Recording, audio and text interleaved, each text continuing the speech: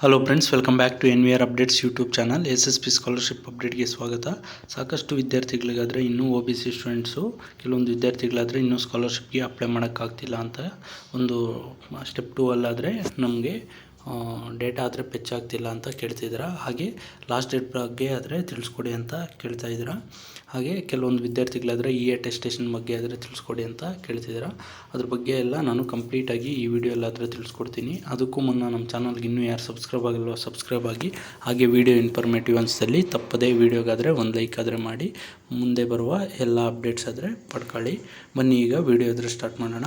ಮೊದಲಿಗೆ ಇಷ್ಟು ದಿನ ಆದರೆ ಒಂದು ವೆಬ್ಸೈಟ್ ಆದರೆ ಅಪ್ಡೇಟ್ ಮಾಡೋದ್ರಿಂದ ಸಾಕಷ್ಟು ವಿದ್ಯಾರ್ಥಿಗಳಿಗಾದರೆ ಫೈನಲ್ ಸಬ್ಮಿಷನ್ ವೇಳೆ ಆದರೆ ಎರರ್ ಬರ್ತಾಯಿತ್ತು. ಹಾಗೆ ಸ್ಟೆಪ್ 2 ಅಲ್ಲಿ ಆದರೆ ಕೆಲವೊಂದು ವಿದ್ಯಾರ್ಥಿಗಳಿಗಾದರೆ ಡೇಟಾ ಫೆಚ್ ಆಗ್ತಿರಲಿಲ್ಲ. ಈಗ ಆಲ್ಮೋಸ್ಟ್ ಒಂದು ವೆಬ್ಸೈಟ್ ಆದರೆ ಕ್ಲಿಯರಾಗಿ ಒಂದು ಏನಾದರೆ SSP ಪೋರ್ಟಲ್ಲಿದೆ ಅದನ್ನಾದರೆ ಅಪ್ಡೇಟ್ ಮಾಡಿದ್ದಾರೆ. ಇನ್ನೂ ಸ್ವಲ್ಪ ಅಪ್ಡೇಟ್ ಆದರೆ ಪೆಂಡಿಂಗ್ ಇದೆ. ಇದಾದ ನಂತರ ಏನಾದರೆ last date backward classes welfare ಡಿಪಾರ್ಟ್ಮೆಂಟ್ಗೆಲ್ಲ 15/2/2024 ಅಂತ ಲಾಸ್ಟ್ ಡೇಟ್ ಅಂತ ಇತ್ತು. ಆದರೂ 31/3/2024 ಏನಾದರೆ ಟೆಕ್ನಿಕಲ್ ಕೋರ್ಸಸ್ಸು ಹಾಗೆ ಪ್ರೊಫೆಷ್ನಲ್ ಕೋರ್ಸಸ್ಸು OBC ಸ್ಟೂಡೆಂಟ್ಸ್ಗೆಲ್ಲ ಲಾಸ್ಟ್ ಡೇಟ್ ಆದರೆ ಇತ್ತು. ಈಗ ಅದ್ರ ಜೊತೆಗೆ ಸೋಷಿಯಲ್ ವೆಲ್ಫೇರ್ ಡಿಪಾರ್ಟ್ಮೆಂಟ್ಗೆ ಲಾಸ್ಟ್ ಡೇಟ್ ಆದರೆ ಎಕ್ಸ್ಟೆಂಡ್ ಆದರೆ ಮಾಡಿದ್ದಾರೆ. ಇಲ್ಲಾದರೆ ನೀವು ಗಮನಿಸ್ಬೋದು, SSP ವೆಬ್ಸೈಟ್ಗೆ ಬಂದರೆ ಸಮಾಜ ಕಲ್ಯಾಣ ಇಲಾಖೆಯ ಮೆಟ್ರಿಕ್ ನಂತರದ ವಿದ್ಯಾರ್ಥಿ ವೇತನಕ್ಕೆ ಅರ್ಜಿ ಸಲ್ಲಿಸಲು ಕೊನೆಯ ದಿನಾಂಕ 15/4/2024 ಅಂದರೆ ಏಪ್ರಿಲ್ 15ರವರೆಗೂ ಆದರೆ ನಿಮಗೆ ಲಾಸ್ಟ್ ಡೇಟ್ ಆದರೆ ಎಕ್ಸ್ಟೆಂಡ್ ಮಾಡಿದ್ದಾರೆ. ಅದ್ರ ಜೊತೆಗೆ ಲೇಬರ್ ಕಾರ್ಡ್ದು ಏನಾದರೂ ಕಾರ್ಮಿಕ ಇಲಾಖೆಯ ಮೆಟ್ರಿಕ್ ನಂತರದ ವಿದ್ಯಾರ್ಥಿ ವೇತನಕ್ಕೂ ಅಷ್ಟೇ ಮೇ 31ರವರೆಗೂ ಆದರೆ ನಿಮಗೆ ಲಾಸ್ಟ್ ಡೇಟ್ ಆದರೆ ಕೊಟ್ಟಿದ್ದಾರೆ. ಇದ್ರ ಬಗ್ಗೆ ಆದರೆ ಯಾವ ರೀತಿ ಅಪ್ಲೈ ಮಾಡಬೇಕು ಅಂತ ಡೀಟೇಲ್ ವಿಡಿಯೋ ಬೇಕಾದರೆ ಸ್ಟೆಪ್ ಬೈ ಸ್ಟೆಪ್ಪು ಆದರೆ ತಿಳಿಸ್ಕೊಡ್ತೀನಿ. ಜಸ್ಟ್ ಕಾಮೆಂಟ್ ಮುಖಾಂತರ ತಿಳಿಸ್ಕೊಡಿ ಲೇಬರ್ ಕಾರ್ಡ್ ಸ್ಕಾಲರ್ಶಿಪ್ ಅಪ್ಲೈ ಮಾಡೋದು ಹೇಗೆ ಅಂತ. ಅದ್ರ ಬಗ್ಗೆ ಆದರೆ ನಾನು ವೀಡಿಯೋ ಮಾಡಿ ತಿಳಿಸ್ಕೊಡ್ತೀನಿ. ಈಗ OBC ವಿದ್ಯಾರ್ಥಿಗಳಿಗೆ ಬರೋದಾದರೆ ಲಾಸ್ಟ್ ಡೇಟ್ನ ಎಕ್ಸ್ಟೆಂಡ್ ಮಾಡ್ತಾರಾ ಅಂತ ಹೇಳಿದ್ರೆ ನಿಮಗೆ ಖಂಡಿತ ಏನಾದರೆ ಒಂದು ಏಪ್ರಿಲ್ 1ಗಾದರೆ ಒಂದು ಅವರು ಅಪ್ಡೇಟ್ ಮಾಡ್ತೀನಿ ಅಂತ ಹೇಳಿದ್ದಾರೆ. ನಿಮಗೆ ವೆಬ್ಸೈಟಲ್ಲೇ ತೋರಿಸುತ್ತೆ. ನಿಮಗೆ ಖಂಡಿತ ಒಂದು 15 ಡೇಸ್ ಆದರೆ OBC ಸ್ಟೂಡೆಂಟ್ಸು ಯಾರಾದರೂ ಇದ್ದೀರಾ ಅಂಥ ವಿದ್ಯಾರ್ಥಿಗಳಿಗೆ ನಿಮಗೆ ಲಾಸ್ಟ್ ಡೇಟ್ ಆದರೆ ಎಕ್ಸ್ಟೆಂಡ್ ಮಾಡ್ತಾರೆ.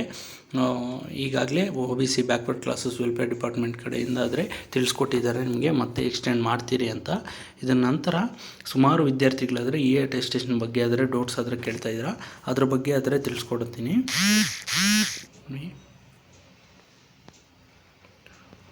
ಮೊದಲಿಗೆ ನೀವು ಲಾಗಿನ್ ಆದರೆ apply for post matric scholarship ಅಂತ ಕೊಟ್ಟರೆ ನಿಮಗೆ ಇಲ್ಲೇ ಮೇಲ್ಗಡೆನೇ ತೋರಿಸುತ್ತೆ.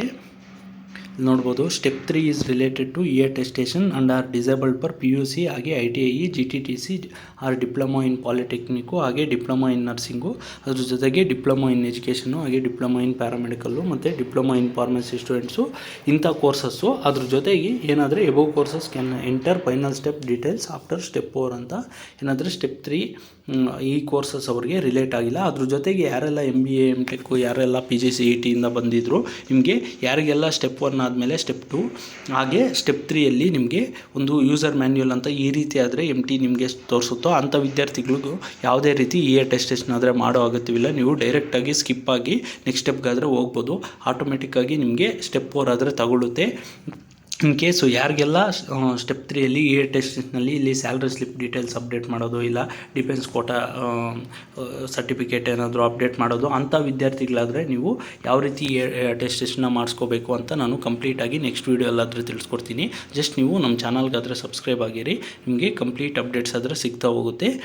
ಈಗ ಯಾರೆಲ್ಲ ಅಪ್ಡೇಟ್ ಮಾಡಬೇಕು ನೋಡೋದಾದರೆ ನೀವು ಸ್ಟೆಪ್ 3ಯಲ್ಲಿ ಯಾರಿಗೆಲ್ಲ ಈ ರೀತಿ ಕೊಟ್ಟು ನಿಮಗೆ ಸ್ಟೆಪ್ 4ಗೆ ಗ್ರೀನ್ ಆಗಿ ತೋರಿಸುತ್ತೋ ಅಂಥ ವಿದ್ಯಾರ್ಥಿಗಳು ಡೈರೆಕ್ಟಾಗಿ ಹೋಗ್ಬೋದು.